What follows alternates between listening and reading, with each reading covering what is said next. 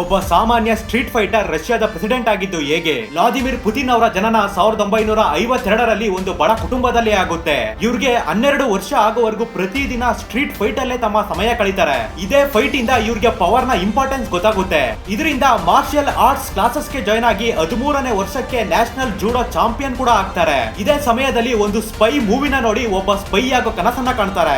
1975ರಲ್ಲಿ Soviet Union intelligence agency KGBಗೆ join ಆಗ್ತಾರೆ. ಮುಂದಿನ 15 ವರ್ಷಗಳವರೆಗೆ ಇವರು ಒಬ್ಬ ಗೂಢಚಾರಿಯಾಗಿ manipulation, undercover operations and intelligence tactics ನ ಕಲಿತಾರೆ. ಮುಂದೆ 1994ರಲ್ಲಿ ಸೇಂಟ್ ಪೀಟರ್ಸ್ಬರ್ಗ್ ನಗರದ ಡೆಪ್ಯೂಟಿ ಮೇಯರ್ ಆಗಿ ಆಯ್ಕೆಯಾಗಿ ಪಾಲಿಟಿಕ್ಸ್ ಗೆ ಎಂಟ್ರಿ ಕೊಡ್ತಾರೆ.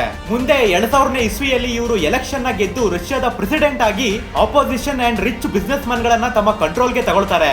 ತಾವು ಲೈಫ್ ಟೈಮ್ ಪವರ್ ಅಲ್ಲಿ ಇರಬೇಕು ಅನ್ನೋ ಕಾರಣಕ್ಕೆ 2020ರಲ್ಲಿ ಲಿಟ್ರಲಿ ಇವರು ಸಂವಿಧಾನವನ್ನೇ ಬದಲಾಯಿಸ್ತಾರೆ.